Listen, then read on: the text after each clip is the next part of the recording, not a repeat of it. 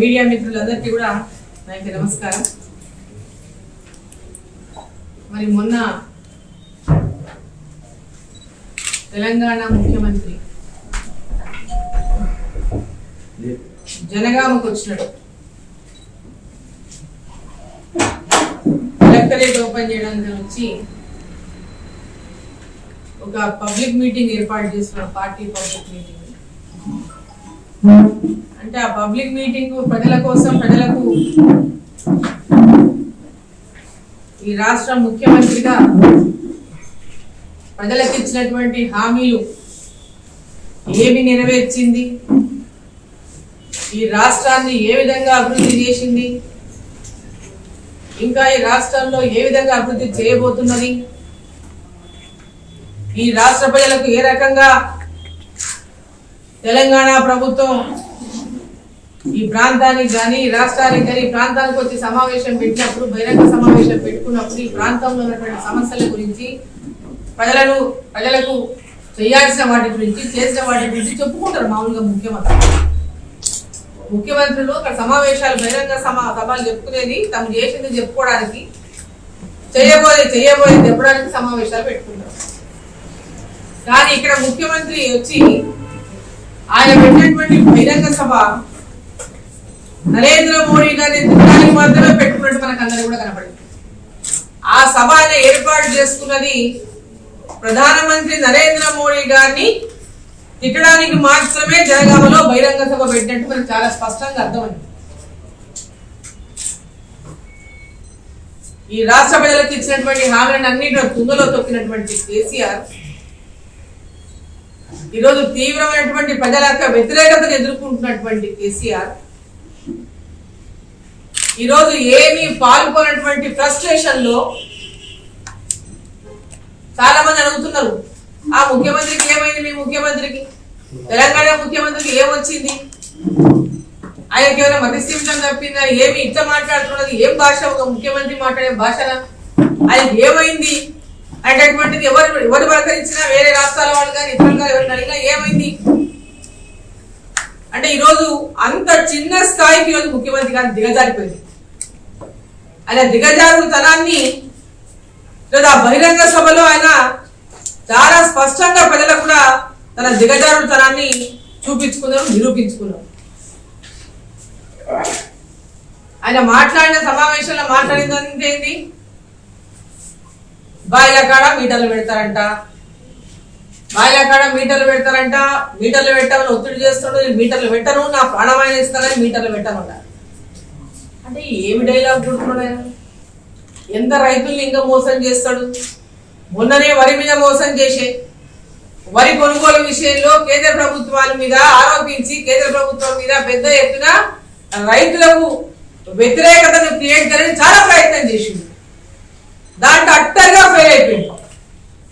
పూర్తిగా రైతులను నమ్మించడంలో విఫలమయ్యి తాను చేస్తున్నటువంటి మోసాన్ని రైతులు గ్రహించినటువంటి విషయాన్ని తెలుసుకున్నటువంటి ముఖ్యమంత్రి ఈరోజు అంటే కేంద్ర ప్రభుత్వం మీద, భారతీయ జనతా పార్టీ మీద ఆడిపోసుకుంటున్నాడు, ఏడుస్తున్నాడు. ఈరోజు వరి అయిపోయింది. ఇప్పుడు కొత్తగా ఏ ఎన్నికలు వచ్చినా, ఉప ఎన్నికలు వచ్చినా దుబ్బాక ఎలక్షన్లు అప్పటి నుంచి చెప్తున్నాడు ఇదే మాట. దుబ్బాక ఎన్నికలో ఇదే చెప్పిండు, రైతులకంతా ఇదే చెప్పిండు, బాయికాడ మీటర్లు పెడతారు, బీజేపీని గెలిపిస్తే బాయికాడ మీటర్లు పెడతారని చెప్పిండు. నేను ఒకటే అడుగుతున్నా ముఖ్యమంత్రి గారిని, నీకు ఉచిత కరెంటును కొనసాగించే ఉద్దేశం ఉందా లేదా? మీకు రైతులకు ఉచిత కరెంటును కొనసాగించే ఉద్దేశం ముఖ్యమంత్రికి లేక కేంద్ర ప్రభుత్వం మీద, నరేంద్ర మోడీ గారి మీద ఈ యొక్క అపవాదు దాన్ని బంద్ చేయాలనేటువంటి దురుద్దేశాన్ని మనసులో పెట్టుకొని మీటర్లు పెట్టమంటున్నారు అంటే ప్రజలకు రైతులను తప్పుదో పట్టించేటటువంటి ప్రయత్నం ఈ రాష్ట్ర ముఖ్యమంత్రి చేస్తా ఉన్నాడు. అయ్యా, నువ్వు మీటర్లు పెట్టమని చెప్తే రైతులకు ఉచిత విద్యుత్ ఇవ్వద్దని కాలేదు అర్థం కాదు. ఈరోజు ఇళ్లకంతా మీటర్లు పెట్టినావు, ఇప్పుడు నువ్వు ఇంట్లో ఫ్రీ కరెంట్ అంటే దాని నుంచి పోయేదే ఉంది, నువ్వు బిల్లు కడతా అంటే. ఇప్పుడు ఇళ్లలో అందరి కరెంట్లకు మీటర్ ఎంత వాడుకుంటున్నావు, మనం మీటర్ ఉంది, మనం కట్టుకుంటున్నాము, యూనిట్లు నువ్వు పెట్టావు, ప్రభుత్వం పెట్టిన తారీఖు ప్రకారమే ఇన్ని యూనిట్ల నుంచి ఇన్ని యూనిట్ల వరకు ఒక ప్రైజు, ఈ నుంచి ఇంతవరకు ఒక ప్రైజు, ఈ నుంచి ఇంతవరకు ఒక ప్రైజ్, దాని ప్రకారం అందరూ కూడా బిల్లులు చెల్లిస్తున్నారు. నువ్వు ఉచితంగా ప్రజలకు అందరికీ ఉచిత కరెంటు అంటే మీటర్ తీసేస్తావా? రేపు తీసేవు కదా. ఈరోజు దళితులకు ఉచిత కరెంట్ అని చెప్పి నువ్వు 100 యూనిట్ల వరకు, మరి 100 యూనిట్లు అంటే క్యాలిక్యులేట్ చేస్తున్నావా లేదా? అక్కడ మీటర్ ఉందా లేదా? రైతులకు ఉచిత కరెంట్ అన్నప్పుడు రైతుల యొక్క మీటర్ల వల్ల, రైతుల యొక్క మీటర్లు పెట్టడం వల్ల మోటార్లకి వాళ్ళకి జరిగేటటువంటి అన్యాయం మీద చపాటీ కొడుతున్నాం ముఖ్యమంత్రి. ఆ బిల్లు చెల్లించేవాడు నీవైతే రైతుకు వచ్చేటటువంటి ఇబ్బంది ఏమి? నీకేమైనా ఇబ్బంది వస్తుందా చెప్పు. నీకేమైనా ఇబ్బంది కలుగుతుందంటే చెప్పు. నీకేమైనా ఇబ్బంది కలుగుతుందా? డెఫినెట్ గా నీకు దాంట్లో ఏదో ఉంది, లోగుట్టు పెరుమాళ్ళ కెరకాలంటే నీకు దాంట్లో ఏదో ఉంది కాబట్టి నీకు ఇంత కడుపులో దుఃఖం వస్తుంది.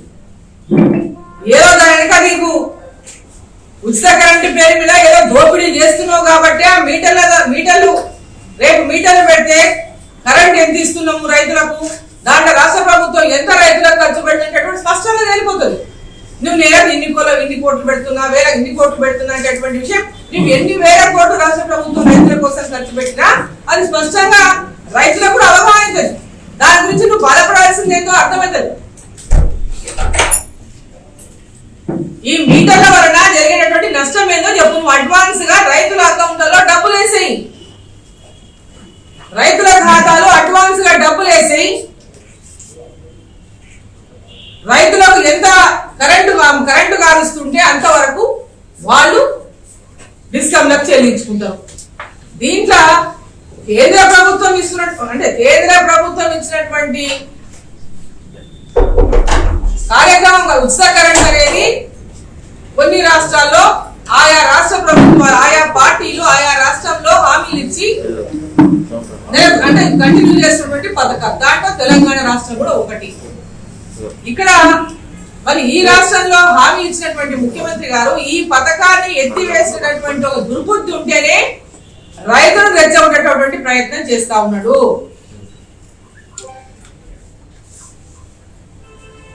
కరెంటు విషయంలో అంటే రైతుల యొక్క బాయికాడ మోటార్ల విషయంలో ముఖ్యమంత్రి మాట్లాడిన మాటలు పదే పదే నేను ఎట్టి పరిస్థితుల్లో చెయ్యా, నేను ఆయన మాట్లాడిన మాటలు నువ్వేం చేస్తావో చేసుకోపో, నీ సంస్కరణ అమలు చెయ్యం. ఒక ముఖ్యమంత్రి మాట్లాడేటటువంటి మాటలు అమలు చేస్తావా చెయ్యవా, రైతులకు ఇచ్చిన హామీ ఎట్లా నిలబెట్టుకుంటావు అనేది నీ బాధ్యత. కేంద్ర ప్రభుత్వం ఇచ్చినటువంటి ప్రతి హామీని కూడా చాలా స్పష్టంగా వాళ్ళు నిలబెట్టుకుంటున్నారు. అదే విధంగా రాష్ట్ర ప్రభుత్వంలో మీరు ఇచ్చినటువంటి హామీని నిలబెట్టుకోవాల్సిన బాధ్యత మీ పైన ఉంది. రైతుల బిల్లులను చెల్లించాల్సిన బాధ్యత రాష్ట్ర ప్రభుత్వానికి, రైతులది కాదు, రాష్ట్ర ప్రభుత్వానికి. నీవు చెల్లించలేనటువంటి పరిస్థితిలో ఏమైనా ఉంటే, నీకు ఆ బాధ కలుగుతుంటే దానికి హక్కు. కానీ నువ్వు రైతుల మీద రైతులకు ఏదో అన్యాయం జరిగిపోతుంది, రైతులకు ఏదో నష్టం జరిగిపోతున్నటువంటి తప్పుడు సమాచారాన్ని రైతులకు రెచ్చగొట్టే విధంగా ఏదైతే చేస్తున్నాడో అది సరైంది కాదు ముఖ్యమంత్రి గారు అని చెప్పి తెలియజేస్తా ఉన్నా. ఢిల్లీ కూడా బద్దలు కొడతాడు. ఒక్క రాష్ట్రంలో ఉన్నాడు ఈయన, చిన్న రాష్ట్రము తెలంగాణ రాష్ట్రము. ఒక్క రాష్ట్రంలో ఉన్నటువంటి పార్టీ టిఆర్ఎస్ పార్టీ.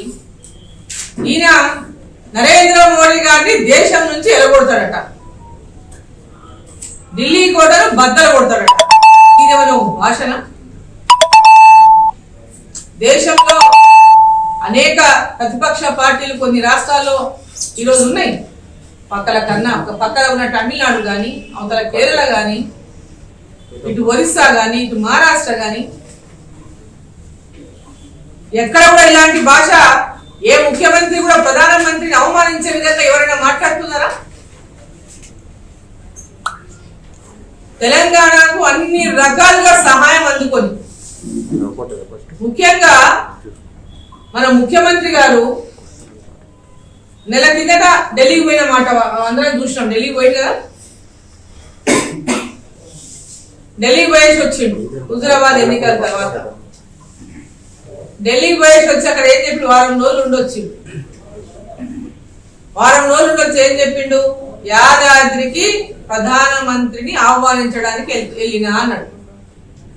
మళ్ళీ వెళ్తా ముహూర్తం పెట్టుకున్న తర్వాత యాదాద్రికి ఇనాగ్రేషన్ కి ప్రధానమంత్రి గారిని ఆహ్వానిస్తానన్నాడు.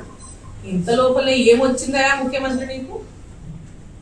నీకు వచ్చిన కష్టం ఏమి, నీకు వచ్చిన బాధ ఏమి? ప్రధానమంత్రిని ఇంత అవమర్యాదగా, అమర్యాదగా, అసహనంగా, ఫ్రస్ట్రేషన్ లో ఉండి అసలు మీ అంటే ముఖ్యమంత్రి గారి మొహంలో గాని, ఆ భాష గాని, బాడీ లాంగ్వేజ్ గాని చూస్తుంటే ఎంత అసహనంగా ఉన్నాడు ఆయన, ఎంత ఫ్రస్ట్రేషన్ ఉన్నాడు ఆయన. అంతగానో ఎందుకు ఈ ఫ్రస్ట్రేషన్ అంతా? ఆయన ఫ్రస్ట్రేషన్ అంతా ఎందుకంటే తెలంగాణ రాష్ట్రంలో ఆయన చేపిస్తున్నటువంటి సర్వేలన్నింటిలో కూడా భారతీయ జనతా పార్టీ తెలంగాణ రాష్ట్రంలో ప్రజల యొక్క ఆదరణను పెద్ద ఎత్తున పొందుతున్నది. టిఆర్ఎస్ పార్టీకి ఈరోజు తీవ్రమైనటువంటి వ్యతిరేకత గ్రామాల్లో ముఖ్యమంత్రి మీద గాని, పార్టీ మీద గాని, అక్కడ ఉన్నటువంటి వాళ్ళ నాయకుల మీద గాని తీవ్రమైనటువంటి వ్యతిరేకత ఈ పార్టీ మూట కట్టుకుంటా ఉన్నది. వచ్చే ఎన్నికల్లో ఎట్టి పరిస్థితుల్లో కూడా టిఆర్ఎస్ పార్టీ అధికారంలోకి రాదు. భారతీయ జనతా పార్టీ అధికారంలోకి రాబోతున్నటువంటి సర్వేలు చెప్తున్న నేపథ్యంలోనే ముఖ్యమంత్రి గారికి ఈరోజు పెద్ద ఎత్తున ఫ్రస్ట్రేషన్ లో మాట్లాడుతున్నటువంటి మాటలే ఇవని చెప్పి సందర్భంగా నేను తెలియజేస్తా ఉన్నా. అసలు వాళ్ళు ముఖ్యమంత్రి గారు తెలంగాణ రాష్ట్రం ఏర్పాటైనటువంటి లక్ష్యం గాని, తెలంగాణ ప్రజలకు ఇచ్చినటువంటి హామీలు గాని వాటిని నెరవేర్చేటటువంటి దశలో లేకుండా ఇప్పటికీ ఎన్నిసార్లు నోటిఫికేషన్ల గురించి మనం వార్తలు చూసినాం పేపర్లలో. ఇప్పటికి ఎంతమంది పిల్లలు ఆ నోటిఫికేషన్లు రాలేదని ఆత్మహత్యలు చేసుకున్నటువంటి అంశం మనం పత్రికల్లో చూస్తా ఉన్నాం. నిరుద్యోగులకు ఉద్యోగాలు రాలేదు, నిరుద్యోగ వృద్ధి అందియలేదు. నేటి వరకు 3 సంవత్సరాలు అయిపోయింది ఈ ప్రభుత్వం అధికారంలోకి వచ్చి. నిరుద్యోగ వృద్ధి ప్రకటించి 3 సంవత్సరాలు అయిపోయింది. ఎన్నికల ముందు నిరుద్యోగులకు హామీ ఇచ్చినటువంటి నిరుద్యోగ వృద్ధికి ఇప్పటిదాకా ఒక నయా పైసలు చెల్లించలేదు ఎక్కడ కూడా. 57 ఏళ్ళు నిండిన వాళ్ళకి అందరికీ పెన్షన్లు అని చెప్పిండు రెండోసారి ఎన్నికలకు పోయినప్పుడు.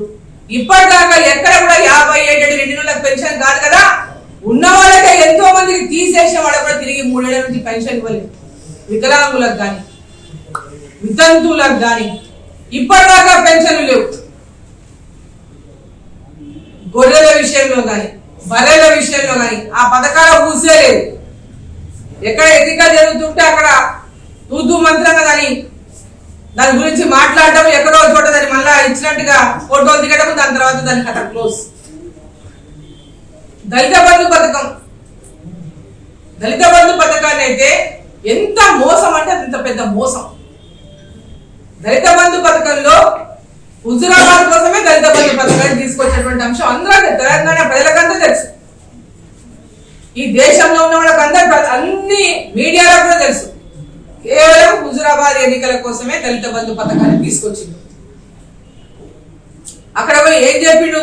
హుజురాబాద్ లో పోయి మీ అకౌంట్ ఓపెన్ చేయండి, రేపు పొద్దున మీ అకౌంట్ లో పైసలు పడతాయి, 10 లక్షల రూపాయలు మీకు ఇష్టం వచ్చింది చేసుకోవచ్చు. ఇగో ఎప్పుడే పడిపోతాయి అనేటువంటి మాటలు చెప్పి, ఎట్లా మాటలు అంటే మాయ మాటలు అంత చక్కగా చెప్పారు.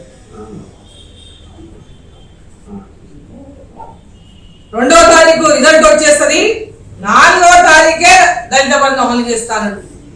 మరి ఇప్పటికి ఎన్ని నెలలు గడిచిపోయినాయి? డిసెంబర్ అయిపోయింది, జనవరి అయిపోయింది, ఫిబ్రవరి అయిపోయింది, నవంబర్ 4 నుంచి ఇప్పటిదాకా 4 నెలలు అయిపోయినాయి. ఇప్పటిదాకా దళిత బంధు పథకం ఎక్కడైనా ఇంప్లిమెంట్ చేసిందా? ఈరోజు పత్రికల్లో చూసినాం, చాలా పెద్ద ఎత్తున పత్రికలు వచ్చినాయి. కొన్ని పత్రికలు మొత్తం ఇక్కడ ఎవరినైతే వాళ్ళు సెలెక్షన్ చేస్తున్నారు లిస్టులో అంత వాళ్ళ కార్యకర్తలని ఒక స్కీమ్ ని అంటే ఒక బెనిఫిషరీ 4 పంచుకుంటున్నాడు వాళ్ళ కార్యకర్తలు. ఒకరి పేరు మీద శాంక్షన్ చేయించుకొని నలుగురు పంచుకుంటున్నటువంటి కార్యకర్తలు. అంటే ఈ పథకం కేవలం వాళ్ళ కార్యకర్తల కోసం తీసుకొచ్చిందా లేదా దళితుల కోసం తీసుకొచ్చిందా? దళితుల యొక్క జీవితాలను బాగా తీసుకొచ్చింది దళిత బంధు అనే పథకాన్ని. ఆ పథకం ద్వారా రాజకీయ లబ్ధి కోసం తీసుకొచ్చిందా? దళితులకు 3 ఎకరాల భూమి అనేది ఇప్పటిదాకా ఊసులేదు. ఇంకా దళిత ముఖ్యమంత్రి అయితే ఒక జోక్ అయిపోయింది. ఇంతకంటే అబద్ధాల కోరు ముఖ్యమంత్రి అసలు ఈ దేశంలో కాదు కదా, ఈ ప్రపంచంలోనే ఎవరు ఉండరు. ఇటువంటి నాయకుడు, ప్రజలను మోసం చేసేటటువంటి నాయకుడు. కేంద్ర ప్రభుత్వం మాట్లాడితే కేంద్ర ప్రభుత్వం నిధులు అంటాడు. ఇక్కడ వరంగల్లో super speciality hospital, super speciality hospital అని అన్ని జిల్లా కేంద్రాల్లో సూపర్ స్పెషాలిటీ హాస్పిటల్ గా మార్చుతామన్నాడు ప్రభుత్వ ఆసుపత్రులు. ఎక్కడ కూడా కాలేదు. ఇక్కడ కూడా ఓ సూపర్ స్పెషాలిటీ ఆసుపత్రి ప్రారంభం చేసేదానికి కేంద్ర ప్రభుత్వం 120 కోట్లు కేంద్ర ప్రభుత్వం ఇచ్చింది హాస్పిటల్ కోసం. ఇక్కడ రాష్ట్ర ప్రభుత్వం యొక్క మ్యాచింగ్ గ్రాంట్ 30 కోట్లు ఇవ్వాలి. దాన్ని ఇవ్వలేక ఎలకల బోర్ల పడ్డటువంటి ప్రభుత్వం కేంద్ర ప్రభుత్వంలో ఉన్నటువంటి పథకాలు ఏదైతే రాష్ట్ర ప్రభుత్వానికి వస్తున్నాయో మ్యాచింగ్ గ్రాంట్ కింద రైల్వేస్ గాని, హాస్పిటల్స్ గాని, ఇతర అనేక పథకాలు ఉన్నాయి, అనేక స్కీమ్స్ ఉన్నాయి, ఎడ్యుకేషన్ స్కీమ్స్ గాని, ఎన్ని స్కీమ్స్ వచ్చినా కూడా ఆ పథకాలను రాష్ట్ర ప్రభుత్వం మ్యాచింగ్ గ్రాంట్ ఇవ్వలేక, మ్యాచింగ్ గ్రాంట్ ఇవ్వకుండా ఆ పథకాలను ఈరోజు పూర్తి చేయనటువంటి దుస్థితిలో ఈ రాష్ట్ర ప్రభుత్వం ఉంది. ఈ రాష్ట్రానికి కేంద్ర ప్రభుత్వం ద్వారా 2021-22లో మనం చూసుకుంటే 90,981 కోట్లు ఈ రాష్ట్ర ప్రభుత్వానికి కేంద్ర ప్రభుత్వం ఇచ్చింది నిధులు. అగ్రికల్చర్ డిపార్ట్మెంట్ ద్వారా 1,585 కోట్లు 0.91 కోట్లు వచ్చింది. 1,585 కోట్ల 0.91 లక్షలు. హార్టికల్చర్ కింద 122 కోట్ల 43 లక్షలు. యానిమల్ హస్బెండరీ కింద 285 కోట్ల 97 లక్షలు.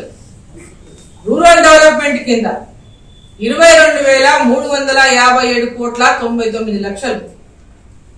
రూరల్ రోడ్స్ కి అంటే పిఎంఏవై రోడ్స్ కి 3,862 కోట్ల 5 లక్షలు. స్కూల్ ఎడ్యుకేషన్ కోసం 2,665 కోట్ల 13 లక్షలు. సమగ్ర శిక్షా అభియాన్ కింద 10,660 కోట్ల 5 లక్షలు. కాలేజ్ ఎడ్యుకేషన్ కి 695 కోట్ల 25 లక్షలు. ఆయుష్ అంటే హోమియో అంటే ఆయుర్వేద హాస్పిటల్స్ కి 131 కోట్ల 33 లక్షలు. హెల్త్ అండ్ ఫ్యామిలీ వెల్ఫేర్ కి 5,867 కోట్ల 91 లక్షలు. రూరల్ వాటర్ సప్లై కింద శానిటేషన్ కింద 11,587 లక్షలు కోట్ల 11,587 కోట్ల 5 లక్షలు. వీకర్ సెక్షన్ హౌసింగ్ కి 2,000 కోట్లు కేటాయించింది. ఎంఏయుడి కింద మున్సిపల్ అడ్మినిస్ట్రేషన్ అర్బన్ డెవలప్మెంట్ కింద 16,298 కోట్ల 58 లక్షలు. అదేవిధంగా మున్సిపాలిటీస్ కూడా 386 కోట్ల 25 లక్షలు. Schedule caste and schedule tribe commission కి 2,619 కోట్ల 85 లక్షలు. స్కిల్ డెవలప్మెంట్ కింద 24 కోట్లు. Women development and child development కింద 3,688 కోట్లు. పంచాయత్ రాజ్ రోడ్లకి 4,171 కోట్ల 5 లక్షలు. కిసాన్ అంటే ఇంకోటి కిసాన్ సమ్మాన్ నిధి కింద 38,40,119 మంది రైతులకి 6,000 చొప్పున అంతమంది రైతులకు ఉపయోగకరమైనటువంటి కిసాన్ యోజన కిసాన్ సమ్మాన్ నిధి కింద ఇచ్చిన విషయాన్ని. అదేవిధంగా ఎన్ఆర్ఈజిఎస్ కింద 1,950 కోట్లు అంటే దాదాపు 55 లక్షల మంది ఈరోజు దాంట్లో ఉపాధి పొందుతా ఉన్నారు. డైలీ కూలి పనులు, ఉపాధి పనులు చేసుకుంటాం. ఇక రేషన్ బియ్యం మనకు అందరూ తెలుసు. రేషన్ బియ్యం కేంద్ర ప్రభుత్వం సబ్సిడీ కింద ఇస్తున్నటువంటి విషయం. దాదాపు 85 లక్షల 64,000 కార్డులకు ఇస్తా ఉంది. ఈ మార్చి వరకు కూడా ఫ్రీగా అదనంగా 5 కిలోలు ఫ్రీగా రేషన్ ఇస్తా ఉంది. కోవిడ్ సమయం నుంచి కూడా ఈ మార్చి వరకు ఫ్రీగా రేషన్ అందిస్తా ఉంది. ఇవే కాకుండా ఇంకా రైల్వేస్ ఉన్నాయి, ఇంకా ఇతర స్కీమ్స్ చాలా, వాటికి కూడా కేంద్ర ప్రభుత్వం సహకారం అందిస్తా ఉంది. అయినప్పటికీ కూడా ఒక రాష్ట్ర ప్రభుత్వం కేంద్ర ప్రభుత్వంతో అభివృద్ధి విషయంలో ఒక సానుకూలమైనటువంటి వాతావరణంలో అభివృద్ధి విషయంలో మాట్లాడుకొని అభివృద్ధిని చేసుకోవాల్సిన దశలో చేసినటువంటి సహకారాన్ని కూడా గుర్తించకుండా నిష్పక్షపాతంగా కేంద్ర ప్రభుత్వం చిన్న రాష్ట్రము కొత్త రాష్ట్రం అని చెప్పి అనేక రకాలుగా ఈ రాష్ట్ర ప్రభుత్వానికి సహకారం అందించినప్పటికీ మున్నటిదాకా మెచ్చుకున్నటువంటి ముఖ్యమంత్రి సడన్ గా ఈ రోజు ఆయనకు మరి మధ్య స్థిమితం కోల్పోయిందా, ఫ్రస్ట్రేషన్ లో మాట్లాడుతున్నాడా, ఏ దశలో ఆయన మాట్లాడుతున్నటువంటి విషయాన్ని మనం పరిశీలిస్తే ఆయన ఖచ్చితంగా ఆయనను కొంచెం డాక్టర్లకు చూపించాల్సినటువంటి అవసరం ఉంది. సైకియాట్రిస్ట్ దగ్గరికి పోవాల్సినటువంటి అవసరం ఉంది. ఆయనకి ఏం ఇష్యూస్ ఉన్నాయో పోయి ఒకసారి డాక్టర్ని, ఎందుకంటే పక్కనే డాక్టర్ గారు అంటున్నారు మెంటల్ హాస్పిటల్ పంపిస్తే బాగుంటుంది అంటున్నారు. ఆయన ప్రాబ్లం వచ్చింది, మెంటల్ హాస్పిటల్ పంపాలి. ఈ విధంగా ఒక ముఖ్యమంత్రిగా ఉండి ఢిల్లీ కోట బద్దలు కొడతా, మోడీని దేశం నుంచి తరిమేస్తాం, అసలు నీకు ఆ స్థాయి, మాట్లాడే స్థాయి కూడా లేదు. ఇట్లా మాట్లాడితే గొప్పవాడిని అయిపోతా అనుకుంటున్నటువంటి ముఖ్యమంత్రి, నేను ఇట్లా మాట్లాడితే చాలా పెద్దోడిని అయిపోతా, ప్రధానమంత్రిని అన్న కాబట్టి నేను చాలా పెద్దోడిని అయిపోతాను. ఈయనట పులి బిడ్డనట, ఈయన ఒక పిల్లి బిడ్డ, పులి బిడ్డ కాదు, ఒక సింహంతో తలపడుతున్నాడు ఆయన. ఇది ఒక పిల్లి. ఈ పిల్లి ఊపులకు ఎవరైనా భయపడేటోళ్ళు లేరు. ఆయన మాటలతోనే నేను ఏదో పెద్దగా మాట్లాడినా కాబట్టి అందరూ భయపడతారని అనుకుంటుంటే, ఫస్ట్ నేను నోరు దగ్గర పెట్టుకోవడం మంచిదని చెప్పి ముఖ్యమంత్రి గారిని నేను కోరుతా ఉన్నా. ఆయనంటే ఎవరు ఏమనొద్దట, కానీ ఆయన మాత్రం అందరినీ మాట్లాడతాడట. సోషల్ మీడియాలో వాళ్ళైతే ఏం ఆయన మాటలు అంటున్నాడు, సోషల్ మీడియాలో ఏందేందో మాట్లాడతాడు. ఇంకా ఏదో చిన్న జనగామ దగ్గర మా కార్యకర్తలు వచ్చి అంటే ఆయనట నష్టం చేసేస్తారట. నష్టం మీ కార్యకర్తలు దాడులు చేస్తే తప్పు లేదు, మీ కార్యకర్తలు నోటికి వచ్చినట్టెలా మాట్లాడితే తప్పు లేదు. ప్రతిపక్షంలో ఉన్నటువంటి భారతీయ జనతా పార్టీ విమర్శిస్తే మీరు తట్టుకోలేరు. మీరు చేస్తున్న తప్పులను మీకు ఎత్తి చూపితే మీరు సహించుకోలేరు. ప్రజల్ని ఏ విధంగా మోసం చేస్తున్నారో మీకు చెప్పినప్పుడు అయినా మీరు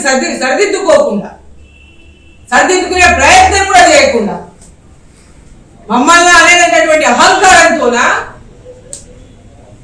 చేసినటువంటి నియంత్రణ వ్యవహారానికి చరమగీతం పాడేటటువంటి రోజులు దగ్గర పడడానికే ముఖ్యమంత్రి గారికి ఇంత అక్కసు వెళ్ళగలుగుతున్నాడు. ఒక దేశ ప్రధాని ఈ విధంగా మాట్లాడటమే కాకుండా దేశ ప్రధాని యొక్క దిష్టి బొమ్మని రాష్ట్ర వ్యాప్తంగా కూడా దిష్టి బొమ్మని గాలిస్తే ఈ రాష్ట్రంలో ఉన్నటువంటి పోలీసులు చోద్యం చూస్తా ఉన్నారు. ఈ రోజు ఈ ముఖ్యమంత్రి బలమంతా కూడా, ఈ ముఖ్యమంత్రి బలం గాని, ఈ రాష్ట్రంలో ఉన్నటువంటి టిఆర్ఎస్ పార్టీ బలం గాని కేవలం పోలీసులను చూసుకునే విర్రవీగుతున్నారు. పోలీసులతోనే మేము ఏమైనా చేయించగలము, పోలీసుల ద్వారా ఏ విధంగానైనా మేము తిరిగి మళ్ళీ అధికారంలోకి రాగలము, ప్రజల్ని లోపల పెట్టి జైల్లో పెట్టించి కేసులు చేయించి భయభ్రాంతులకు గురి చేసి రాష్ట్రంలో ఒక ప్రజాస్వామ్యం లేకుండా పోలీసులు రజాకారులుగా మారిపోయి టిఆర్ఎస్ పార్టీ కార్యకర్తల్లాగా మారిపోయి నిన్న కాక మొన్న వీళ్ళు ఒక ర్యాలీ తీసింది మహబూబ్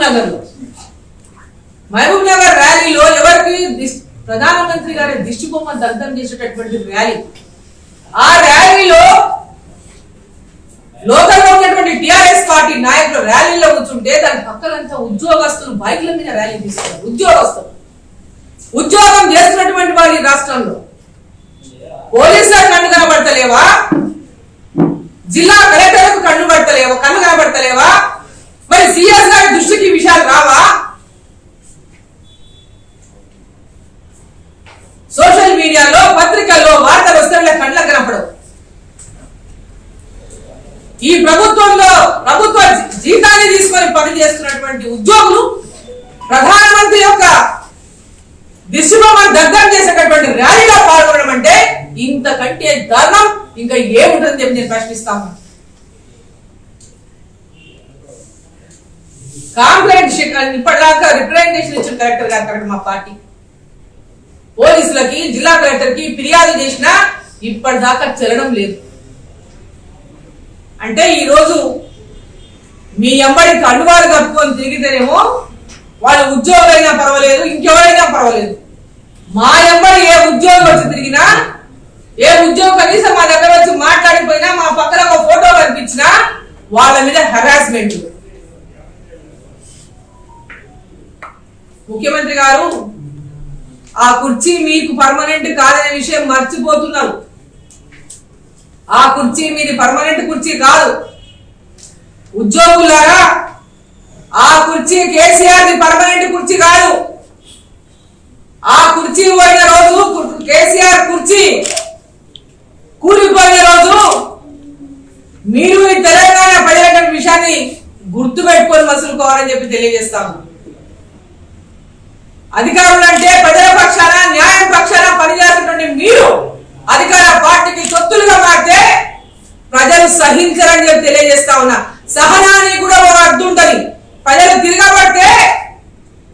తిరగబడితే దానికి పర్యవసానం ఏ విధంగా ఉంటుందో ఒకసారి ఆలోచించుకోవాలా ముఖ్యమంత్రి గాని, ముఖ్యమంత్రి కింద అంచెలుగా పనిచేసినటువంటి ప్రభుత్వ అధికారులు గాని, పోలీసులు గాని అని చెప్పి సందర్భాన్ని నేను తెలియజేస్తాము. ముఖ్యమంత్రి గారు మీ నోరు భద్రం పెట్టుకోండి. ప్రజలు మీ నాలుక తెగ్గోసేటటువంటి పరిస్థితిని తెచ్చుకోవద్దండి. దొరికితే పట్టుకొని నాలుక తెగ్గోసేటటువంటి పరిస్థితి ఉంది తెలంగాణలో. మీ భాషను చూసి ప్రజలు ఆ పని చేయడం ఉందే, మిమ్మల్ని మీ నాలుకను కట్టేసుకోండి.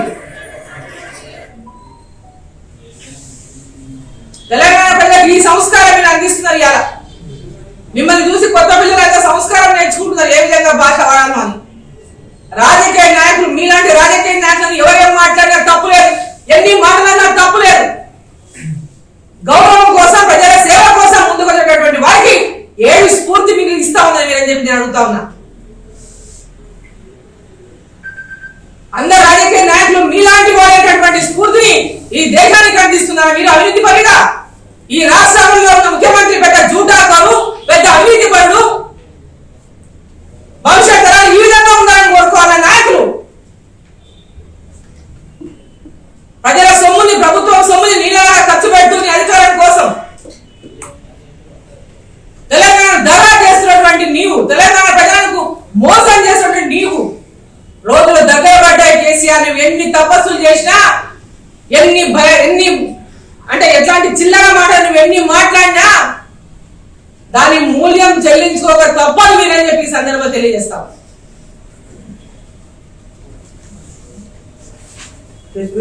ముందు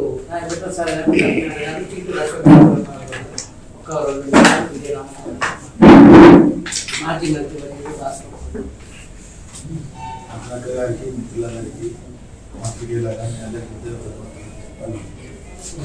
కేసీఆర్ కు అహంకారం పెరిగింది. పదవి వల్ల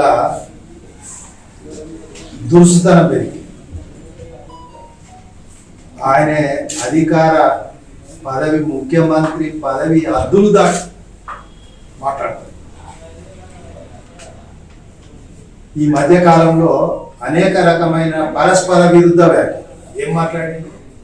బడ్జెట్ ప్రవేశపెట్టిన తర్వాత ప్రధానమంత్రి ఈ మూడు అనుసంధానం చేస్తున్నాడు నదులను, గోదావరి నది జలాలను కావేరి తీసుకుపోతారు. ఉత్తరం నుంచి ఇక్కడికి అనుసంధానం అవుతుందా? ప్రధానమంత్రి అనేటోడు కుర్సోడు, చదువు రాదు, జ్ఞానం లేదు. కేసీఆర్ ప్రధానమంత్రిని అడ్రస్ చేస్తూ మాట్లాడండి.